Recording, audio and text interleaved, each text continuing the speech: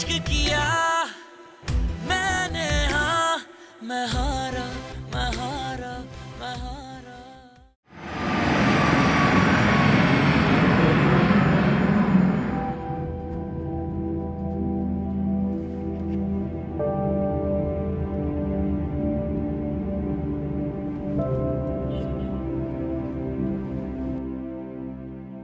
اگه بینتون دوست داشتنه پس برو بهش واقعیت رو بگو.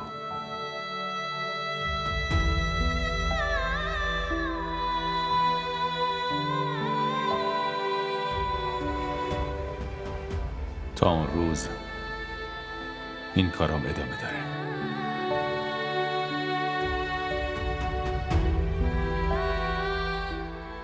در واقع رابطتون خیلی ضعیفه.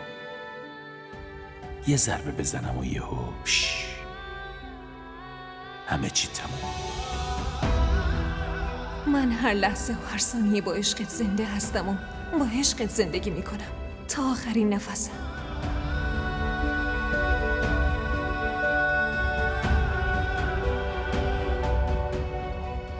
به نظر میرسه قلب تو توی کمه چی جا گذاشته.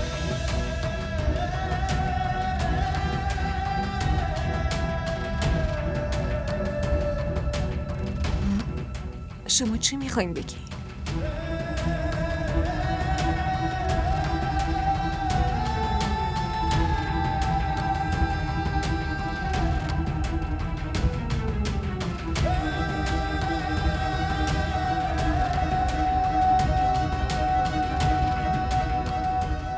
برعکس میخوام بشنوم.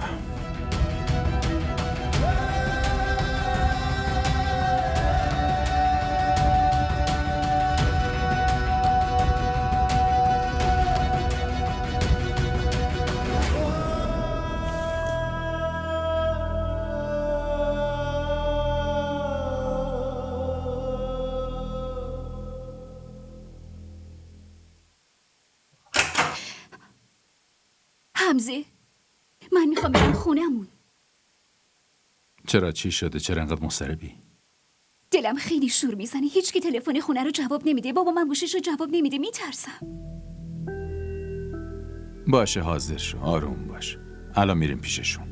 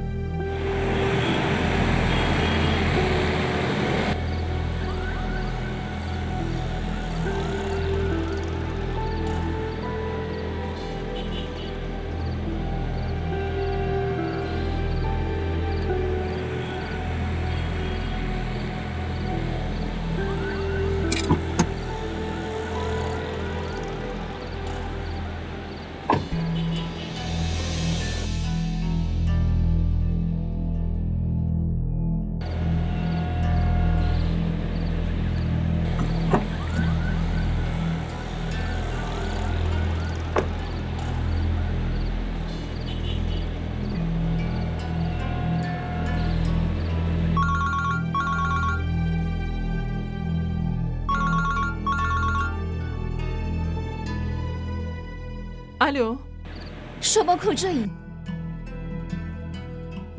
چی شده دخترم؟ همه چی خوبه؟ جواب سوالی رو که میپرسم بدید. کجا باید باشم؟ خونه هستم دیگه. به من دروغ نگید. من جلوی در وایسادم و در از بیرون قفله. شما با بابا کجا هستید؟ راستشو بگید. چرا ساکتید؟ جواب منو بدید. چی شده رومی؟ راستش رومیسا دخترم، حال بابات یکم بد شده.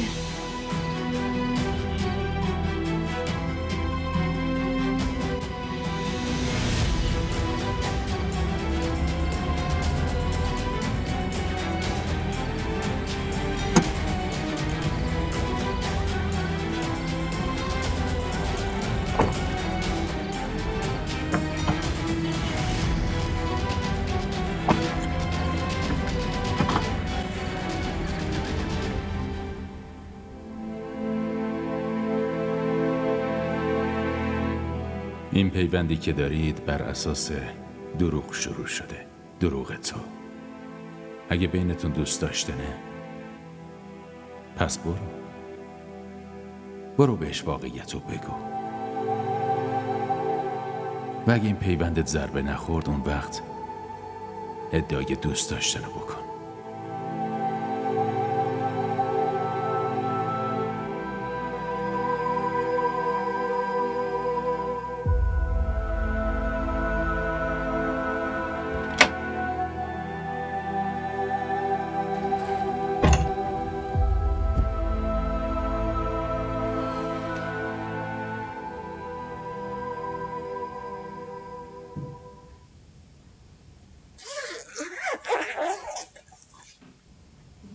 میخوام باهاتون حرف بزنم.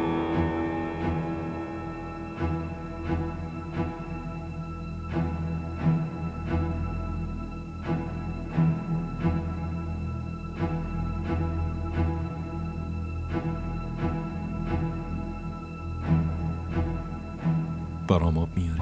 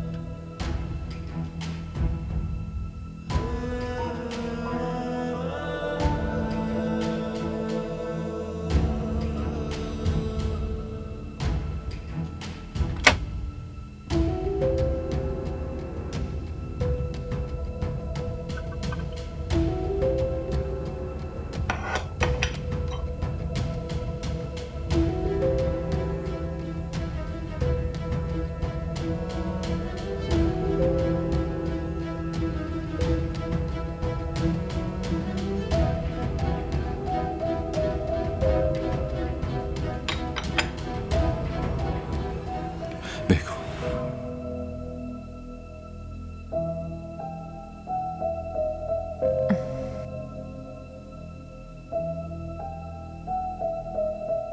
من نمیدونم این چیزی که میخوام بگم عاقبتش چی میشه.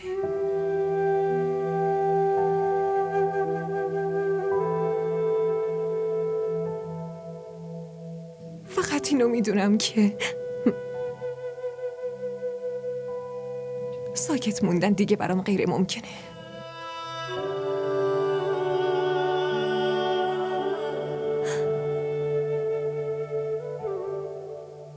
خلوص شما، اعتماد شما، محبت شما،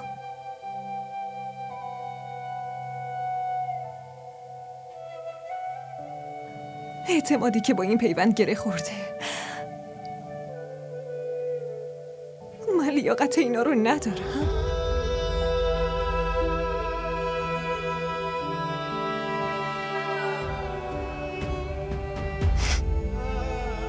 نمیتونم بیشتر از این فریبتون بدم.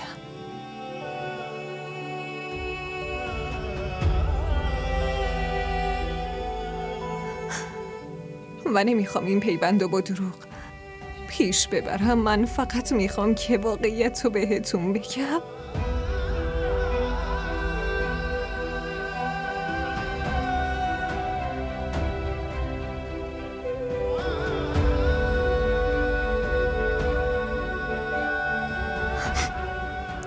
و واقعیت اینه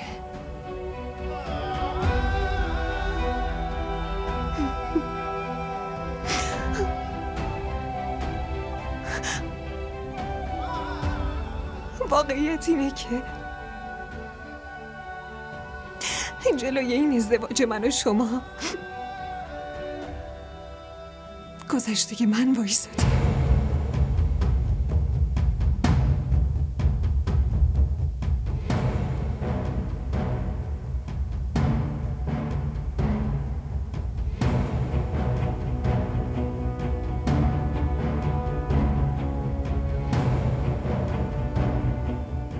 و برای مخفی کردنش من یا باید ساکت بمونم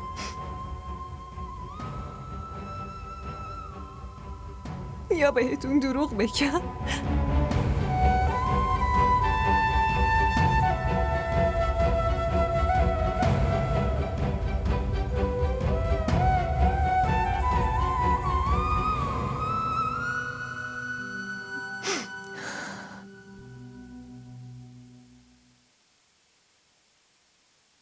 شاید اینو بهتون نمیگفتم.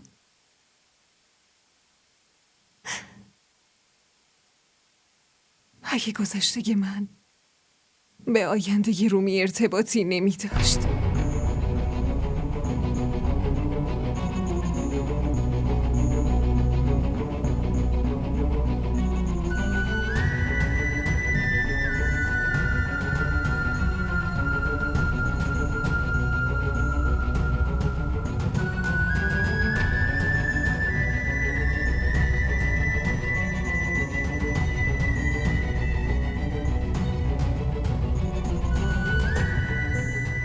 گذشته من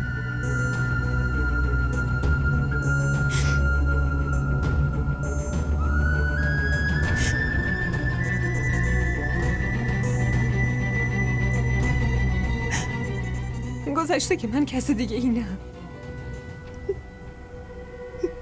بلکه حمزه است.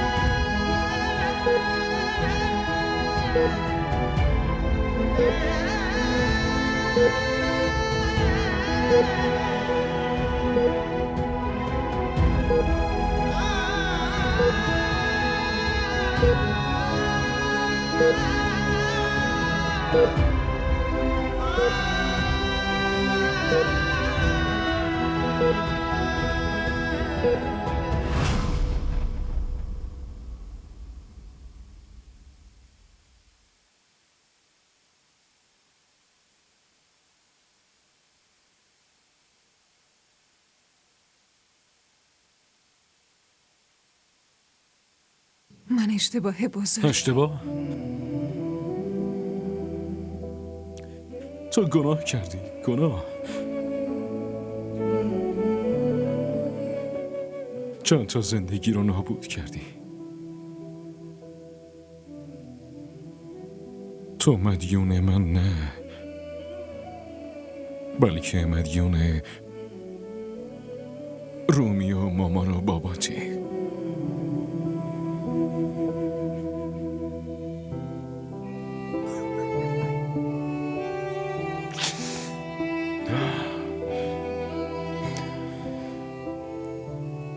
تو اعتماد منو که خیلی وقت از من بردی.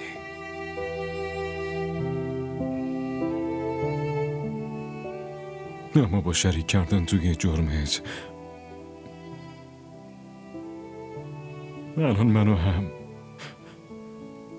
مجرم رومی و مامانو بابات کردی.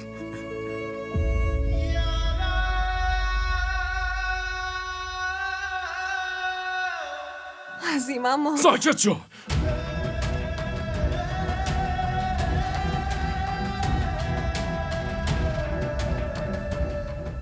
دیگه ساکت شو.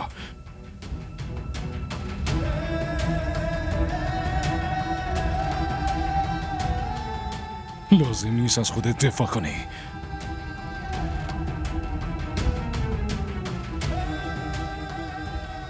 چون دیگه اعتماد کردن به حرفات برای من غیر ممکنه.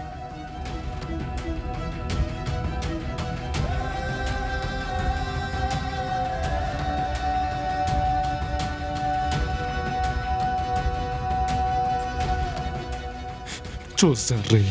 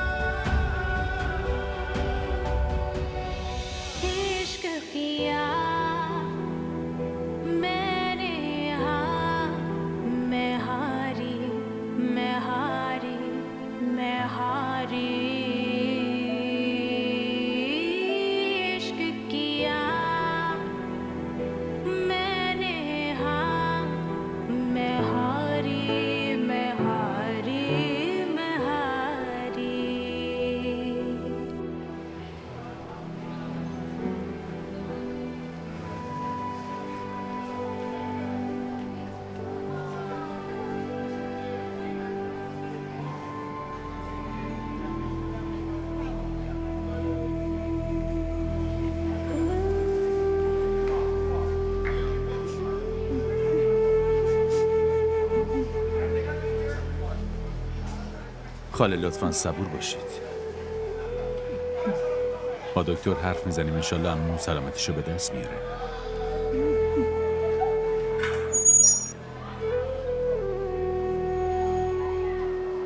رومی اصلا به من دلداری علکی نده حمزه.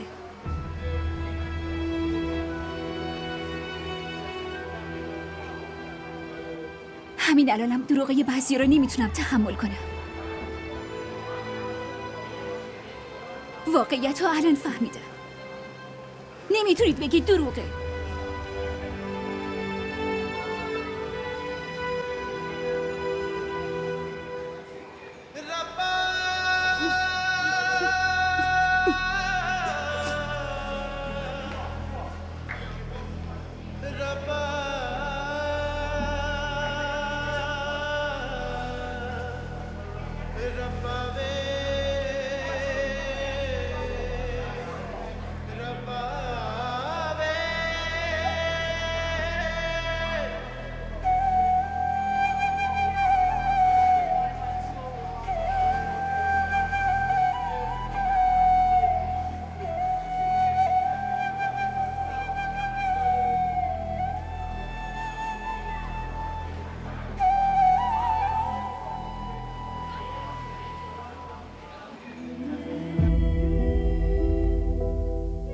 تو اعتماد منو که خیلی وقتی از بین بردی، اما با شریک کردن توی جرمت الان منو هم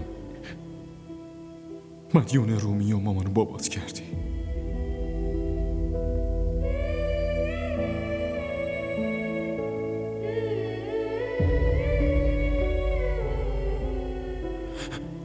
لازم نیست از خودت دفاع کنی، چون دیگه اعتماد کردن به حرفات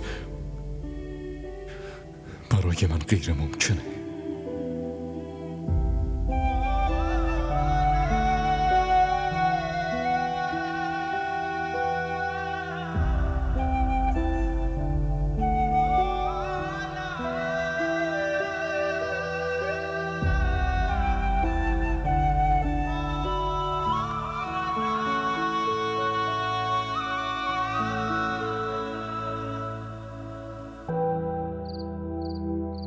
راستش داداش عظیم، شما تا حالا عاشق شدین؟ آره، بعد عقدمون. و تو؟ قلبم شکست، بهم خیانت کرد. در نهایت عشقم نیمه تموم موند. فقط توی این عشق نیمه تموم پایانش یه خورده متفاوت بود. خب توی این عشق ناتموم من مجنون نشدم، فقط تصمیم گرفتم که سنگ به سمت لیلا پرتاب کنم.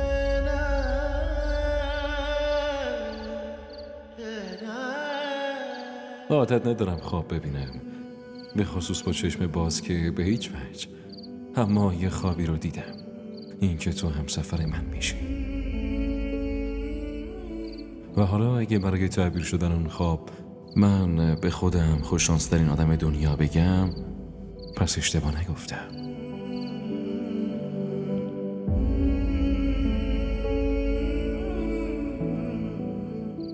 از اینکه وارد زندگیم شدی خیلی خیلی ممنونم، حناوا عظیم.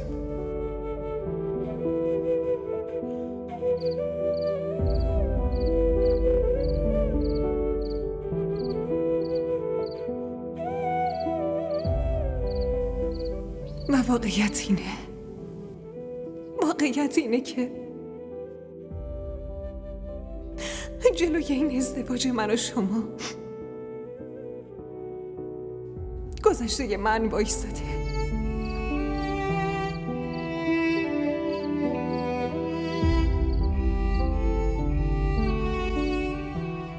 گذشته من کسی دیگه ای نه،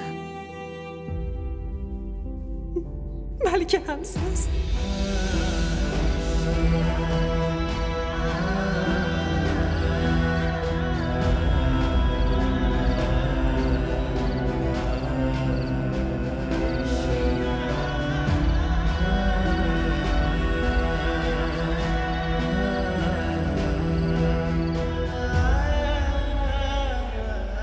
شما واسه درد و غماتون حتی به اندازه‌ای که یه دختر توی دارایی پدرش حق داره به همون حق ندادید.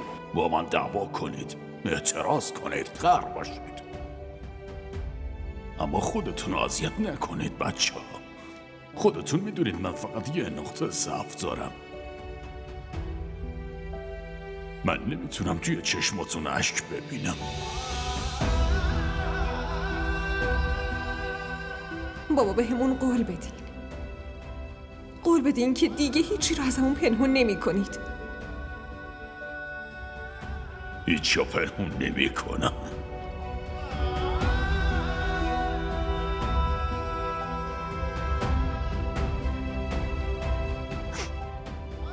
باید برات قولنامه امضا کنم که هیچی رو پنهون نمی کنم؟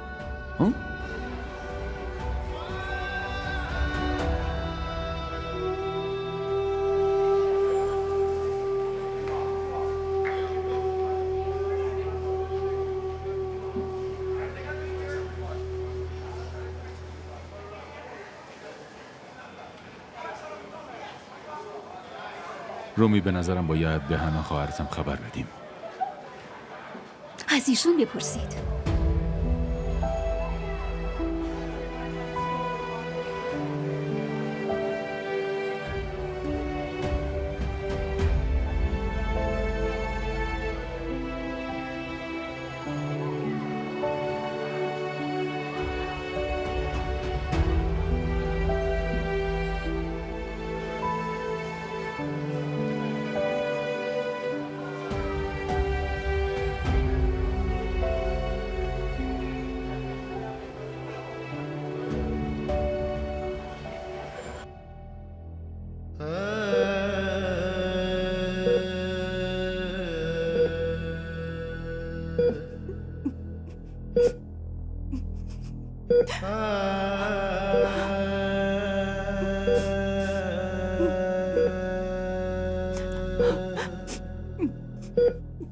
جلوی دختراتون مجرم کردید.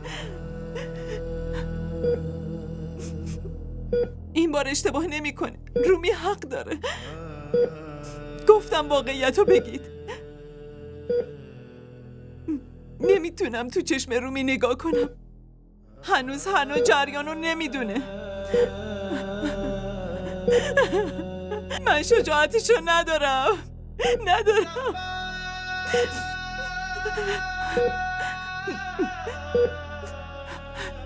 بلند شید و خودتون به سوالاشو جواب بدید.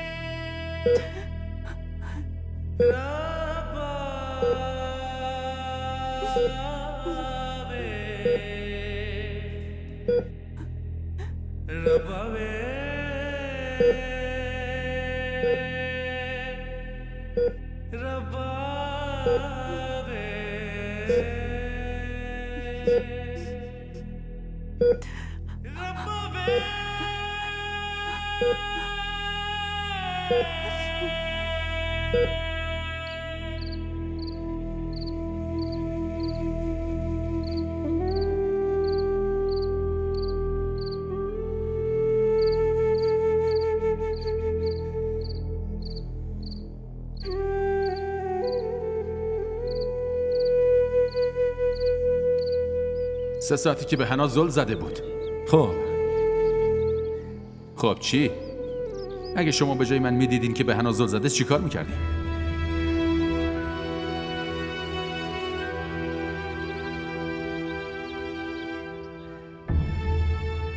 من به حنا اعتماد میکردم. اما اینطور هم درست نیست که شما فقط با اعتماد پیش بری. اگه یکی فکر کنه که این نقطه ضعفتونه چی؟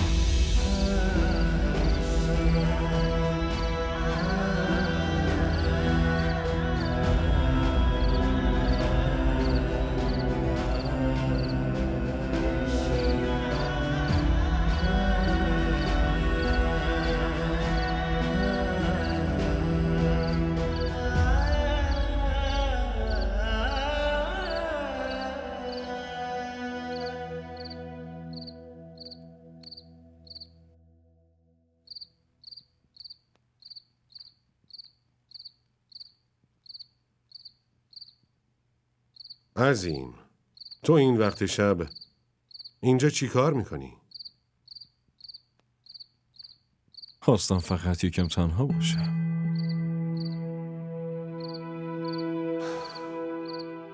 نکنه با عروس بحث یا دعوا کردی؟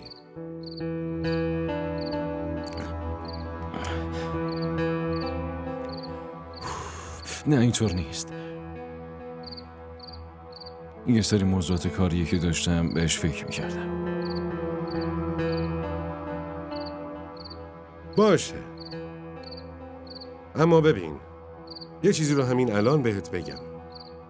اگه با عروس دعوا کردی به طور کامل از اون حمایت میکنم، از تو حمایت نمیکنم. بعداً از من شکایت نکنی ها؟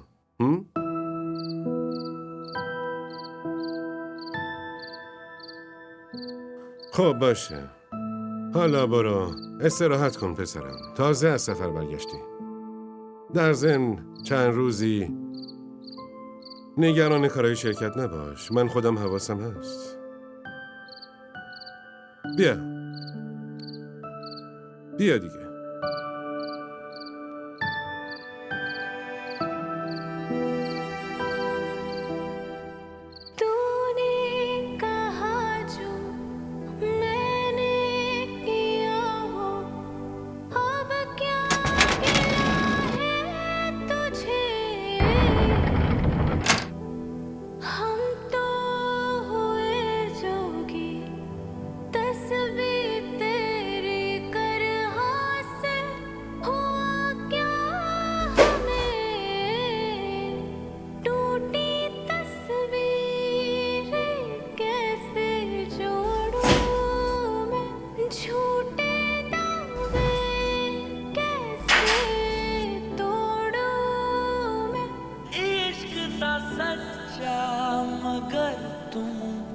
बेजान थे काश कभी तू समझता मुझे धीमी धीमी आहटें तेरी आज भी दे सदाएं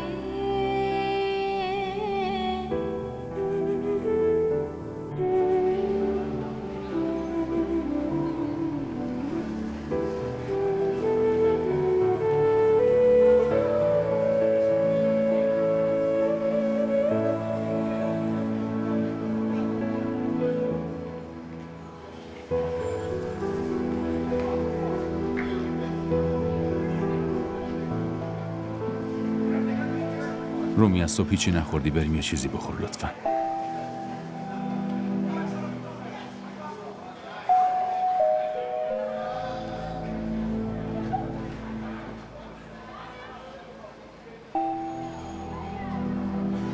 میدونم که عمو و خاله نباید ازمون مخفی میکردن.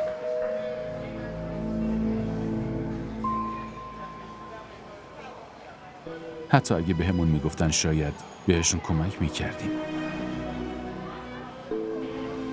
اما حالا که اینجاییم نمیتونیم باهاشون قهر باشیم. الان باید تکیهگاه همدیگه باشیم. بریم دیگه، بریم یه چیزی بخور.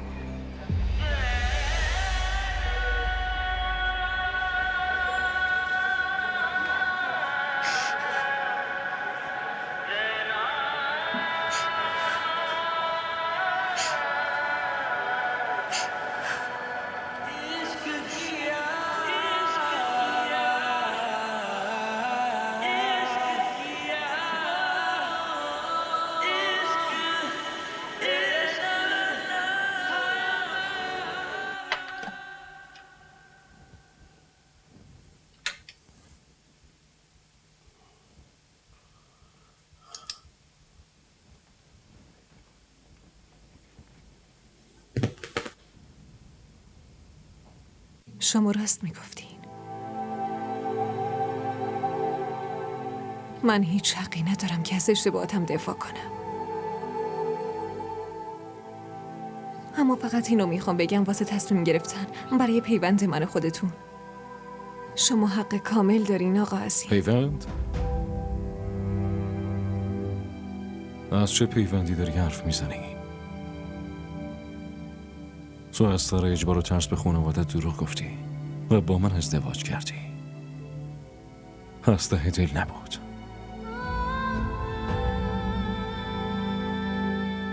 این پیوند فقط برای که منه، نه برای که تو.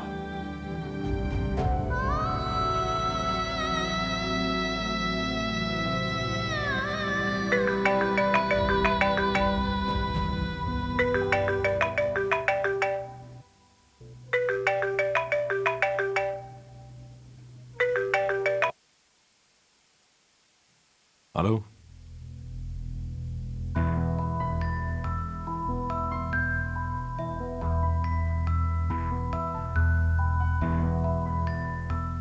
باشه ما میایم.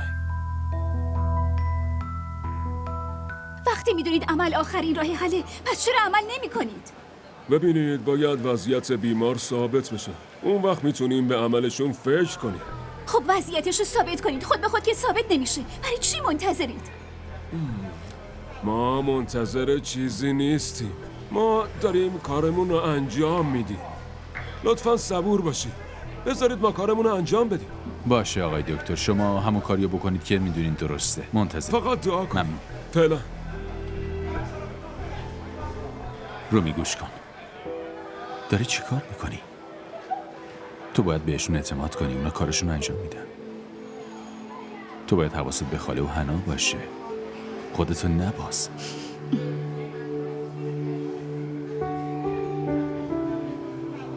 بیا اینجا بشین.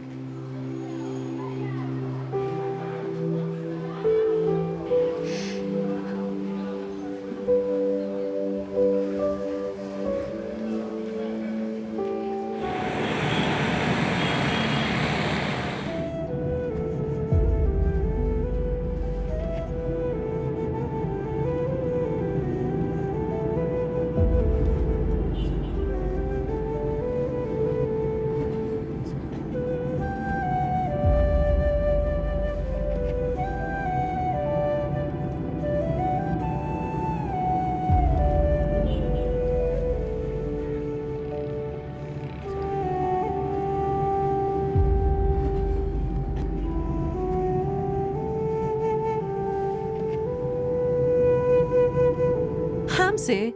تو باید به من زنگ میزدی و خبر میدادی. اگه زویا نمیگفت من از هیچی با خبر نمیشدم. مامان دیر وقت بود. البته من خونه اومده بودم اما دیر بود. نمیدونستم که فرداش قراره بیام بیمارستان. باشه.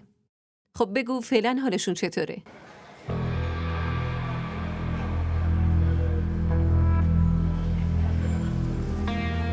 مامان من بعداً بهتون زنگ میزنم.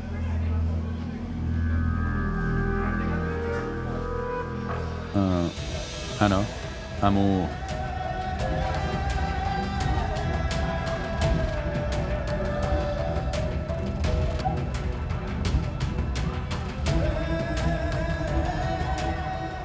بریم؟